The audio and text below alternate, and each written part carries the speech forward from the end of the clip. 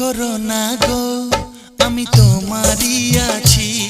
এ জীবন মরণে আমি তোমায় ভালোবাসি।